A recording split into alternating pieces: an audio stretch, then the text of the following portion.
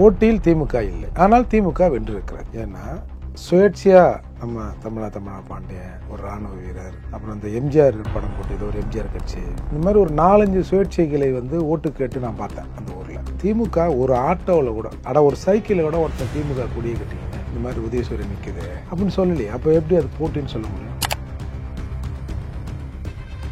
Sir? ஒரு பகிரங்கமா ஒரு சவால் சார், நீங்க வெக்கத்தை விட்டு 234 தொகுதியிலும் போய் ஈரோடு எங்களுக்கு அடுத்ததுக்கான ஒரு வெற்றி அது அப்படின்னு நீங்க வெளிப்படையா பேசணும் சார். நம்ம எல்லாத்தையும் இதோட அரசியல் பேசுறதையும் ஒப்புவோம். ஈரோட்டு மண்ணில் ராமசாமி நாயக்கர்னு சொன்னாவோ அல்லது ஈவேரா அப்படின்னு சொன்னாலோ இல்ல பெரியார்னு சொன்னாலோ ஒருத்தருக்குமே தெரியல சார். அந்த மாதிரி ஒரு ஆள் அந்த அட்ரஸ்லே இல்ல சார். Duplicate address sir. இது சுடுகாடுனா சில அறிகுறிலாம் இருக்குது, அந்த மாதிரி அங்க ஒண்ணுமே இல்லை, பிளைனா இருக்குது. முதல்ல என்ன சொன்னாங்க, நாம் தமிழர் போன தடவை வாங்கிய ஓட்டை விட ஒரு ஓட்டு வாங்கியிருந்தா நாங்க ஒத்துக்கிறோம் நாங்கல்ல. இன்னைக்கு அப்படியே டபுளா மாறி இருக்குல்ல. போன தடவை நியரிங் 11,000 10,000 சில்லறை 800 சில்லறை. இப்போ 24,151 ஓட்டு போட்டிருக்காங்கல்ல சார்.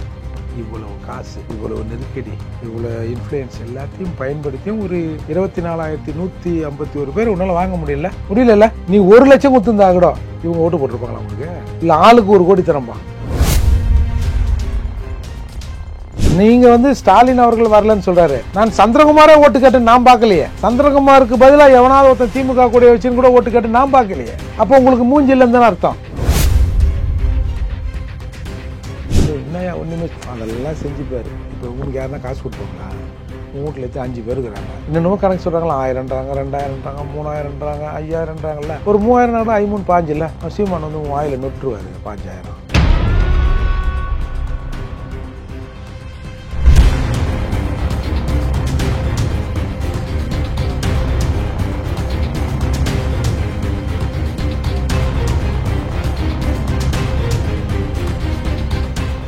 ரியல் ஒன் நண்பர்களுக்கு வணக்கம். தொடர்ச்சியாக பல்வேறு முக்கியமான தகவல்களை நம்முடைய வாசகர்களுடன் பகிர்ந்து வரும் புரட்சி தமிழகம் கட்சி தலைவர் வழக்கறிஞர் ஏர்போர்ட் மூர்த்தி அவர்கள் நம்முடைய இருக்கிறார். வணக்கம் சார். ஈரோடு கிழக்கு சட்டமன்ற தொகுதி ரிசல்ட் முடிவுகள் எல்லாமே வந்துருச்சு.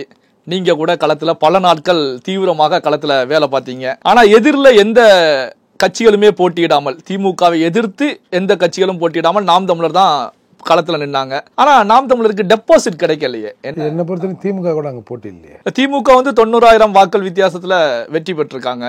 போட்டியில் திமுக இல்லை, ஆனால் திமுக வென்றிருக்கிறது. ஏன்னா சுயேட்சையா நம்ம தமிழா பாண்டியன் ஒரு ராணுவ வீரர், அப்புறம் இந்த எம்ஜிஆர் படம் போட்டு ஒரு எம்ஜிஆர் கட்சி, இந்த மாதிரி ஒரு 4-5 சுயேட்சைகளை ஓட்டு கேட்டு நான் பார்த்தேன் அந்த ஊர்ல. திமுக ஒரு ஆட்டோவில் கூட ஒரு சைக்கிள் கூட ஒருத்தன் திமுக கொடியை கட்டிக்கின்னு இந்த மாதிரி உதயசூரியன் நிக்குது அப்படின்னு சொல்லலையே. அப்போ எப்படி அது போட்டின்னு சொல்ல முடியும்? வேற ஏதோ ஒரு ட்ரிக்ஸ் இது. இந்த பஞ்சாயத்து தேர்தலெல்லாம் ஊர்லலாம் தலைவர் பதவியை ஏல விடுவாங்க. யார் செய்யுது, யார் இந்த தடவை அப்படின்னு ஏல விடுவாங்க. அந்த மாதிரி ஏதோ ஒரு டெக்னிக்கை யூஸ் பண்ணி அவங்க மக்களை வேலை கொடுத்து வாங்கியிருக்காங்கன்னு தான் நான் நினைக்கிறேன். ஏன்னா நீ நிற்கிறதே தெரில, நீ வெளியில் சொன்னால் தானே தெரியும். இப்போ நாம் தமிழரோட சின்னம் மைக் சின்னம் அப்படி இல்லைன்னா இப்போ எவன் போய் நாம் தமிழர் நிற்குதா என்னன்னு பார்த்தா ஓட்டு போடுவான்? இல்லை, நம்ம சொல்ல தானே அந்த சின்னம் இங்கே இருக்கு போலகுது அப்படின்னு ஓட்டு போடுறதுக்கு கொஞ்சம் பேர் வருவாங்க. நீங்கள் நிற்கிறதே அங்கே தெரியலையே. அப்புறம் பார்த்தா டப்புக்குன்னு சந்திரகுமார் வெற்றி பெற்றார் அப்படின்லாம் பேட்டி வருது. அது எப்படி? அது எனக்கு ஒன்றும் புரியல. இல்ல, முதல்வர் இன்னைக்கு கடிதம் எழுதியிருக்காரு ஈரோடு கிழக்கு சட்டமன்ற தொகுதியில வெற்றி பெற்றதுக்கு. அவர் தான் எழுதினாரா? முதல்வரே கடிதம் எழுதி அவர் பேர்ல ஒரு கடிதம் வந்திருக்கு. எப்படி வேணாலும் எடுத்துக்கலாம். சோ அதுல என்ன தெரிவிச்சிருக்காங்க அப்படின்னா, இது திராவிட மாடல் ஆட்சிக்கு கொடுக்கப்பட்ட சான்றிதழ் அப்படின்னு சொல்லி தெரிவிக்கிறாங்க. சூப்பர். நீங்க போட்டியே இடல அப்படிங்கிற மாதிரி சொல்றீங்க, ஆனா இது சான்றிதழ் அப்படின்னு சொல்லி முதல்வர் தெரிவிச்சிருக்காங்க. சார் ஒரு பகிரங்கமா ஒரு சவால் சார். இப்போ என்ன சொல்றாங்க, அடுத்து 200 தொகுதி இல்ல 200 தொகுதி இலக்கு. அதுல முதல் வெற்றி இந்த ஈரோடு கிழக்கு சட்டமன்ற தொகுதி இடைத்து 200 இல்ல 280 200 தொகுதி அப்படின்னு அந்த கடிதத்துல குறிப்பிட்டு 243 ஏதாவது மிஸ் ஆகி 280 பார்த்தேன். நான் சொல்றேன் 200 தொகுதிகளுக்கு இது ஒரு அச்சாரம். சரி சார், வெல், நீங்க உண்மையிலே இந்த வெற்றி உங்களுக்கான வெற்றியா இருந்தா இல்ல அடுத்து வரப்போகிற வெற்றிக்கு இது அச்சாரம்னா 234 தொகுதியிலும் கூட்டம் போட்டு இந்த மாதிரி ஈரோடு இடைத்தேர்தல் நீங்க வெற்றி கொடுத்திருக்கீங்க. இந்த வெற்றி அடுத்த தேர்தலிலும் இந்த தொகுதியில வரணும். இல்ல ஒட்டுமொத்தமா 234 தொகுதியிலும் இந்த வெற்றியை நீங்கள் எங்களுக்கு தர வேண்டும். நீங்கள் கொடுத்தது இந்த ஆட்சிக்கு ஆன அங்கீகாரம் அப்படின்னு திமுக கூட்டம் போட்டு பேசிட்டோம் சார். நாம் தமிழரை அடுத்த தேர்தலில் எந்த தொகுதியிலும் நம்ம நிற்க சொல்ல வேணாம் சார், அவங்களே நின்று இவங்களே ஜெயிச்சுக்கிட்டோம். செய்வாங்களா? இந்த வெற்றி, ஈரோடு இடைத்தேர்தல் வெற்றி எங்களுக்கு கிடைத்த, எங்கள் ஆட்சிக்கு கிடைத்த ஒரு மணிமகுடம் அப்படின்னு எல்லா தொகுதிகளிலும் இவர்கள் கூட்டம் போட்டு பேசி இந்த வெற்றியின் களிப்பை வெளிப்படுத்துவாங்களா? இல்ல, வெளிப்படுத்த எல்லா தொண்டர்கள் உற்சாகத்தோட கொண்டாடிக்கிட்டு தானே. நான் கேட்குறேன் சார், ஈரோடில் கொண்டாடலாம், அன்னாரி வளத்தில் கொண்டாடலாம் சார், அதெல்லாம் ஒன்றும் பிரச்சனை இல்லை சார். இப்போ செந்தில் பாலாஜி வந்து வெளியில் வந்தார், பிரியாணி எங்கே கொடுத்தான் சொல்லுங்கள்? அவங்கவுங்க வீட்டில் வந்து பிரியாணி ஆக்கி எடுத்து கொடுத்தாங்களா? அது ஒரு சென்ட்ரலைஸ் பண்ணப்படுது இல்லை? அந்த மாதிரி சென்ட்ரலைஸாக நீங்கள் அன்னாரி வளத்தில் கொண்டாடினீங்க, சரி, உங்கள் கட்சி அலுவலகம் ஈரோடில் கொண்டாடினீங்க, சரி, ஓகே, ஃபைன். 234 தொகுதிகளும் இதை கொண்டாடுங்களேன் பார்ப்போம். அப்போ சரி சார், இவங்க கொண்டாடி மக்கள் அதை ஏற்றுக்கின்னு, இல்லை மக்கள் அந்த கூட்டத்துக்கு இந்த வேட்டி சேலை தரேன், பிரியாணி தரேன், அது தரேன், இது தரேன்னு ஜனங்களை கூப்பிட்டு அந்த டோக்கன் கொடுக்காம இருந்து, இல்லை அது கூட நீங்கள் கொடுங்க சார், நீங்கள் வெக்கத்தை விட்டு 234 தொகுதிகளிலும் போய் இதை வந்து முன்னெடுங்க சார். ஈரோடு வந்து எங்களுக்கு அடுத்ததுக்கான ஒரு வெற்றி அது அப்படின்னு நீங்கள் வந்து வெளிப்படையாக பேசுங்க சார். நம்ம எல்லாத்தையும் இதோட அரசியல் பேசுறதே விட்டுறோம் சார். ஓகே, இப்போ இந்த ஈரோடு தேர்தலில் சீமானவர்கள் டெபாசிட் இலக்கை அடைய முடியாமல் போனதுக்கு காரணம் இந்த பெரியார் விமர்சனம் அப்படின்னு சொல்லி பார்க்கலாமா? பெரியார் மண்ணில் பெரியார் விமர்சனம் எடுபடலை சார். அங்கே அந்த ஆலோசனை யாருக்குமே தெரியல சார். ஏன் சார் நீங்கள் வேற வெறுப்பேற்றுறீங்க? ஈரோட்டு மண்ணில் ராமசாமி நாயக்கர்னு சொன்னாவோ அல்லது ஈவேரா அப்படின்னு சொன்னாலோ இல்லை பெரியார்னு சொன்னாலோ ஒருத்தருக்குமே தெரில சார். அந்த மாதிரி ஒரு ஆள் அந்த அட்ரஸ்லேயே இல்லை சார். டூப்ளிகேட் அட்ரஸ் சார் அது. அவர் கன்னட பலிஜார் நாயுடு, அது வேற. இருந்தாலும் வந்து ஈரோட்டு மண், பெரியார் மண் ஒன்றும் இல்லை, வெறும் மண். எல்லா ஊர்லையும் எப்படி மண்ணுக்குது?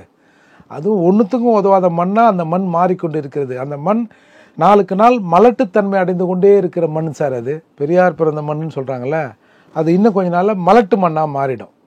அது மாதிரி வெறும் மண் சார் அது. இவங்க சும்மா இங்கே கதை விட்றாங்க. சரி, அப்படின்னா வந்து இந்த மாதிரி வந்து பெரியாரை விமர்சனம் பண்ணிட்டாங்க, நாங்கள்லாம் பெரியாரின் பாதுகாவலர்கள், பெரியாரின் பிள்ளைகள், பேரன்கள், அது இதுன்னு சொல்லி அங்கே மைக்கடின்னு பேச வேண்டியது தானே. ஒரு ஆள் பேசினார், நான் அந்த திருமுருகன் காந்தி, இந்த மாதிரி வந்து பெரியாரை இழிவுபடுத்தி விட்டார் சீமான், ஓட்டு போடாதீங்க, நீ எனக்கு போட்டாலும் போடலாம், அந்த ஆளுக்கு போட்டுறாத, நோட்டாவுக்கு போடு, இல்லை வேற எங்கன்னா கூட போடு அப்படிலாம் பிரச்சாரம் பண்ணாங்க. ஒரு 222 ஓட்டம் என்னமோ வந்திருக்குன்னு நினைக்கிறேன். அதுக்கூட தவறி அவனை குத்திட்டானா என்னன்னு தெரில, கை மாறி. அதால் அப்படின்னா அங்கே பெரியார் மண்ணுன்னு வச்சுங்க. பெரியாரை காக்க நாங்கள் தான் வந்திருக்கோம், பெரியாரிய சிந்தனையாளர் கூட்டமைப்பு அப்படின்னா ஓட்டு அந்த அவருக்கெல்லாம் போய் விழுந்திருக்கணும். ஒரு 10,000 பேராவது, நாங்கள்லாம் பெரியாரோட வாரிசுங்கப்பா, அந்த ஈரோடில் இருக்கிறோம் அப்படின்லாம் விழுந்திருக்கணும் சார். அந்த பேர், அந்த ஆளே அங்கே இல்லை சார். அது அந்த மாதிரி ஒரு அறிகுறியே அங்கே இல்லை சார். சுடுகாடுனா சில அறிகுறிலாம் இருக்குது தெரியுமா? அந்த மாதிரி அங்கே ஒன்றுமே இல்லை, பிளைனாக இருக்குது. இதில் நீங்கள் வந்து டெபாசிட்டு வாங்கலைன்னா முதல்ல என்ன சொன்னாங்க, நாம் தமிழர் போன தடவை வாங்கிய ஓட்டை விட ஒரு ஓட்டு வாங்கியிருந்தா நாங்கள் ஒத்துக்கிறோம் நாங்கள்ல. இன்றைக்கி அப்படியே டபுளாக மாறி இருக்குல்ல. போன தடவை நியரிங் 11,000, 10,000 சில்லறை, 800 சில்லறை என்னமோ. இப்போது வந்து 24,151 ஓட்டு போட்டிருக்காங்கல்ல சார். இவ்வளவு காசு, இவ்வளவு நெருக்கடி, இவ்வளோ இன்ஃப்ளூயன்ஸ் எல்லாத்தையும் பயன்படுத்தியும் ஒரு 24,151 பேர் உன்னால் வாங்க முடியல. நீ 1 லட்சம் கொடுத்துருந்தா கூட இவங்க ஓட்டு போட்டிருப்பாங்களா உனக்கு? இல்லை ஆளுக்கு 1 கோடி தரம்பா போட்டுருவாங்களா? இன்னும் ஒரு 10 பேர் ஒன்றா மாறலாம், ஒரு 10-20 பேர் மாறலாம். ஆனால் ஒரு 24,000 ஓட்டு அப்படியே இருக்குல்ல. தமிழண்டா, தன்மான தமிழண்டா அப்படின்னு கொஞ்சம் பேர் நிற்கிறான்ல. மண்ணுக்கான அரசியல் இவங்க பேசுகிறாங்க அப்படின்னு நிற்கிறாங்கல்ல. அந்த 24,151 பேரும் சீமான் முகத்தையோ இல்லை வேட்பாளர் முகத்தையோ பார்த்துருப்பாங்களா? எங்கேயோ காதில் கேட்குறது தானே. கொஞ்சம் பேர் பார்த்துருப்பாங்க, கொஞ்சம் பேர் சீமான் ஒரு ஆள் ஏதோ வந்து பேசி நிற்கிறாரியா, எல்லாரும் வந்து நிறைய பேர் அவருக்கு ஆதரவு கொடுத்து பேசுகிறாங்க. சரியாக தானே பேசுகிறானுவா, நம்மளை அடிமைன்றானுவா. கரெக்டு தானே, நம்ம அடிமையாக தானே இருக்கிறோம். அம்பேத்கர் சொன்னார், அடிமையை அடிமை என புரியவை, அவன் ஏன் அடிமையானான் அப்படின்னு அவனே அவன் விடுதலை நோக்கி போவான்னாரு. இப்போ அதைத்தான் அங்கே சொன்னோம். எங்கள் தமிழ்நாட்டுக்கான அரசியல் நாம் தமிழர் பேசுகிறது. தமிழ்நாட்டுக்கான அரசியல்னால் தமிழருக்கான அரசியல் மட்டுமல்ல, அது தமிழ்நாட்டில் இருக்கிற ஒட்டுமொத்த சமூக மக்களுக்கான எல்லாருக்குமான அரசியலை நாங்கள் முன்வைக்கிறோம். இப்போ இந்த மண்ணெல்லாம் இப்படி மடலாகுது, வந்து கழிவுகளை வந்து அப்படியே திறந்து விட்றாங்க, என்னென்னமோ பண்ணுறாங்க. இங்கே வந்து இந்திக்காரங்க வந்து தமிழ்நாட்டுக்காரனுக்கு வேலை தராதிங்க அப்படின்னு இந்திக்காரன் வந்து இங்கே போராட்டம் பண்ணுறான். இது வேறு எங்கன்னா ஊரில் நடக்குமா? இன்றைக்கி கிட்டத்தட்ட 60% இந்திக்காரர்கள் இங்கே இருக்கிறான். இந்த நூற்பாலைகள்லாம் இங்கேருந்து நாங்கள் 50% உற்பத்தியை நிறுத்த போகிறோம் அப்படின்னு எல்லாரும் ப்ரெஸ் மீட் வச்சு அவங்க கோரிக்கையை சொல்கிறாங்க. ஆனால் நம்ம முதல்வர் ஏயா நீ 50% நிறுத்துற, உனக்கு என்ன வேணும் நான் செஞ்சு தரேன் அப்படின்னு சொல்லாமல் இவர் துபாயில் போய் அட் த சேம் டைம் துபாயில் போய் வந்து முதலீட்டாரை பிடிக்கிறேன் அப்படின்னு சொல்கிறாரு. அப்படின்னு நாம் வந்து சில விளக்கங்களை இந்த மக்கள்கிட்ட சொல்கிறோம்ல, அதை அவன் ஏற்றுக்கிறான்ல. இவங்க சொல்கிற மாதிரி சீமான் பிரிவினைவாதி இல்லை. இப்போ ஈரோட்டில் வந்து ஈரோட்டு மண்ணை காக்கணுன்னா வந்து இந்த தெருவில் எல்லாம் இந்திக்காரனாகிறான், அந்த மண் எப்போ கேட்டாலும் பரவாயில்ல, இந்த தெருவில் தமிழர்கள் மட்டும் இருக்கிறாங்க இப்படி சொல்லலாம். 3வது தெருவில் இந்திக்காரங்கிறான், அந்த தெரு விட்டுருங்க.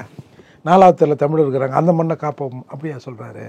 அப்படி இல்லைன்னு நாம் சில விஷயங்களை வந்து எடுத்து சொல்கிறோம்ல சார். அடிமை உடனே வந்து டக்குன்னு வந்து வந்துட மாட்டான் சார்.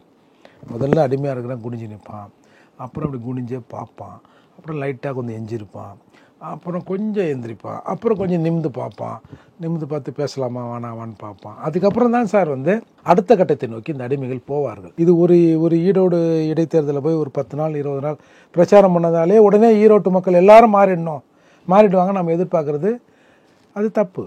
அதே மாதிரி உங்ககிட்ட அடிமையாக இருக்கிறான்ல, அவனும் உடனே நாங்கள் மீட்டு எடுத்துருவோன்றதும் தப்பு. இதெல்லாம் ஒரு ஸ்லேவ் மாதிரி தானே. அதால் இது கொஞ்சம் கொஞ்சமாக தான் சார் வரும். ஆனால் இன்றைக்கு ஒரு விதை விதைந்திருக்குல்ல, அது முளைச்சிருக்குல்ல. 24,151 பேர் நீ என்ன கொடுத்தாலும் சரியா அப்படின்றால அவங்களாம் நான் சீமானால் ஏதாவது பயன்பட்டுருப்பாருங்களா? இல்லை. அந்த அரசியல் தானே அவர்களை போட வைக்குது. அதால் வந்து இது அப்படி இப்படி வளரும். இப்போ முதல்வர் அவர்களை பொறுத்த வரைக்கும் நான் பிரச்சாரத்துக்கே போகாமலே இப்படி ஒரு இமாலய வெற்றி கொடுத்திருக்காங்க அப்படிங்கிறாங்க. அப்போ ஸ்டாலின் அவர்கள் களத்துக்கு வந்திருந்தால் சீமான் அவர்களுக்கு இந்த 24,000 ஓட்டு கிடைத்திருக்குமா அப்படிங்கிறது கேள்விக்குறிதானே சார். வந்திருக்கணும், நாங்கள் அதானே எதிர்பார்த்தோம். இல்லை திமுக ஒரு கூட்டம் போட்டு என்னத்தையாவது பேசுங்கய்யா சார். நீங்கள் பேசினா தானே அதுக்கு நம்ம எதனா பதில் பேச முடியும். இல்லை இவர் பொய் சொல்கிறாரு, இல்லை உண்மையை சொல்கிறாருன்னு பேசவே இல்லையே. நீங்கள் வந்து ஸ்டாலின் அவர்கள் வரலன்னு சொல்கிறாரு, நான் சந்திரகுமாரே ஓட்டு கேட்டு நான் பார்க்கலையே. சந்திரகுமாருக்கு பதிலாக எவனாவது ஒருத்தன் திமுக கூட வச்சுன்னு கூட ஓட்டு கேட்டு நான் பார்க்கலையே. அப்போ உங்களுக்கு மூஞ்சி இல்லைன்னு தானே அர்த்தம். அப்படி தானே. நேரடியாக மக்களை வந்து சந்திப்பதற்கு உங்களுக்கு வாய்ப்பு இல்லை. ஆளுங்களை விட்டு இந்தா உனக்கு என்ன வேணும், என்னையா ஒன்றுமே அதெல்லாம் செஞ்சுப்பார். இப்போ உனக்கு யாருன்னா காசு கொடுப்பாங்களா? உங்கள் வீட்டில் எடுத்து 5 பேர் இருக்கிறாங்க, இன்னொன்று கணக்கு சொல்கிறாங்களா, 1000ன்றாங்க, 2000ன்றாங்க, 3000ன்றாங்க, 5000ன்றாங்கல்ல. ஒரு 3000 கூட 5 3 5 இல்லை. சீமான் வந்து உன் வாயில் நொட்டுருவார் 5000. நாங்கள் தரோம்ல. எந்த பேர் சீமான் இல்லை, நாங்கள் இல்லை, யார் வந்தாலும் இப்படி தான் இருக்கும். இதில் 5000 உனக்கு லாபம் தானே, இல்லை நான் கொடுக்குற காசு உனக்கு லாபம் தானே, வாங்கின்னு போவியா அதை விட்டு அப்படின்னும் போது ஒரு 15,000 20,000 ஒரு 50,000ங்கிறது ஒரு குடும்பத்துக்கு பெரிய காசு தானே சார். நம்ம சொல்லலாம், என்னையா ஓட்டை போய் 300 ரூபாய்க்கு விற்கிறீங்கன்ற. ஒரு 10 பேர் இருந்தால் 3000 இல்லை, ஒரு 3000 இருந்தால் ஒரு வீட்டு வாடகை கட்டலாம், ஒரு கரண்ட் பில் கட்டலாம். அப்படி தானே ஜனங்களோட மென்டாலிட்டி இருக்குது. இந்த 3000 வைத்து அவர்கள் 30,000 கோடி சம்பாதிப்பாங்க அப்படின்னு ஜனங்க இன்னும் எல்லாரும் யோசிக்கல அதை. அதால் நடக்கும் சார்.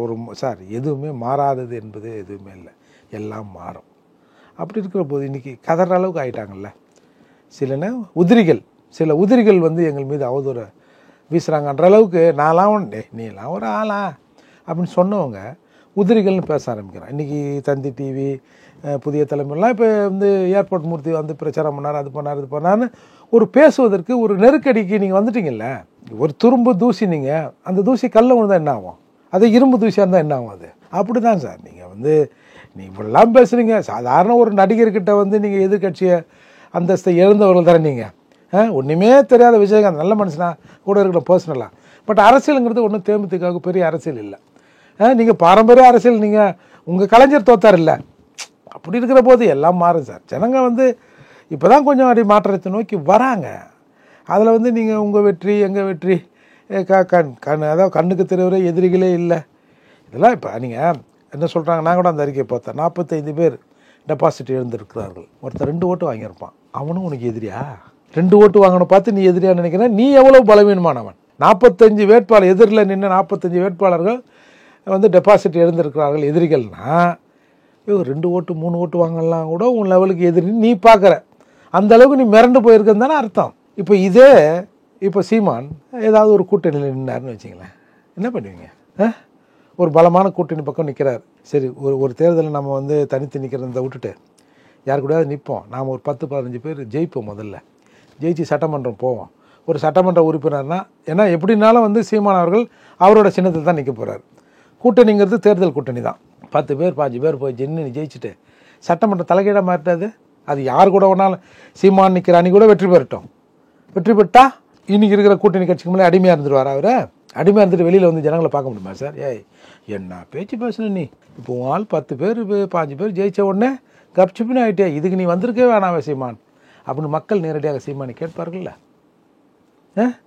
அப்போது அது என்னோடய பர்சனல் கருத்து. இது இந்த மாதிரி நம்ம சும்மா வந்து அதிகாரத்தை நோக்கி போகணுன்றார் அம்பேத்கர். இப்போ அதிகாரத்தை நோக்கி போகிற வேலை தான் நாம் சொல்கிறோம். அதை கைப்பற்றணுன்றார். எப்படி கைப்பற்றுவது? ஒரு 35-40% ஓட்டு நமக்கு வேணும். இந்த தமிழெல்லாம் இல்லை தமிழ்நாட்டில் இருக்கிறவங்களாம் திருந்தி எப்போ இவன் ஓட்டு போடுறது? அதால் அப்படி அவர் மாற்றி செஞ்சாருன்னு வச்சுங்க, என்ன பண்ணுவீங்க நீங்கள்? அப்போ பேசுவீங்களா? அதான் இன்றைக்கி வந்து ஒரு சிலர் சொல்கிறாங்க அது வந்து பிஜேபி ஓட்டு பாதி, ஒரு 10,000 போன தடவை பிஜேபியும் கொஞ்சம் ஓட்டு போட்டுடுச்சு. அப்போ நீங்கள் ஒத்துக்கிறீங்களா பிஜேபி தமிழ்நாட்டில் இருக்குன்னு? ஏன் ஒன்றுமே இல்லை, எந்த சந்திலையும் பிஜேபி இல்லை, தாமரை மலரவே மலராது, அண்ணாமலைக்கு கூட போகிறது கூட ஒரு ஆள் இல்லை அப்படிலாம் சொல்கிறீங்கல்ல. அப்போ இப்போ சொல்கிறீங்க இல்லை அதில் பாதி ஓட்டு பிஜேபி ஓட்டு. அப்போது ஒரு 10,000 பேர் அந்த தொகுதியில் பிஜேபிக்காரங்க இருக்கிறாங்கன்றது நீங்கள் ஒத்துக்கிறீங்களா? அப்போ பிஜேபி கூட ஒத்துப்பீங்க நீங்கள், நாம் தமிழரை ஒத்துக்க மாட்டீங்களா? இது எவ்வளவு வந்து ஒரு ஈனத்தனமான வேலை இது தமிழ்நாட்டுக்கு சார். இது இங்கே பாருங்கள், இது வந்து தேர்தல் இல்லைங்க, ஈரோட்டில் நடந்தது. தேர்தல்னா பிஜேபி நின்று இருக்கணும், ஏடிஎம்கே நின்று இருக்கணும், தமிழ்நாட்டில் இருக்கிற எல்லா கட்சிகளும் நின்று இருக்கணும்ல. நின்னா தானே அது தேர்தல். சீமானும் திமுகவும் தான் நிற்குதுன்னா இது வந்து திராவிடருக்கும் தமிழருக்குமான போர் சார். அது ஒரு சித்தாந்த போர். இது அதில் கொஞ்சம் கொஞ்சமாக தான் வருவாங்க. இப்போ சீமான் உடனேவா 8% வாங்கிட்டார், 1, 2 அது மாதிரி தானே கொஞ்சம் கொஞ்சமாக வந்துச்சு. ஒரு நல்ல விஷயங்கள் கொஞ்சம் டக்குன்னு போவாது சார். நீங்கள் ஒரு ஒயின் ஷாப்பை தரங்களாம், தண்ணிக்குள்ளே வைங்களேன், ஏரிக்குள்ளே வைங்களேன், நீந்தி போயிடுவான் சார் ஒயின் ஷாப்புக்கு. அப்படி தான் கெட்டது கொஞ்சம் ஈஸியாக போகும், நல்லது கொஞ்சம் மெல்ல மெல்லமாக தான் போகும். பல்வேறு முக்கியமான தகவல்களை நம்முடைய வாசகர்களுடன் பகிர்ந்து கொண்டதற்கு நன்றி சார்.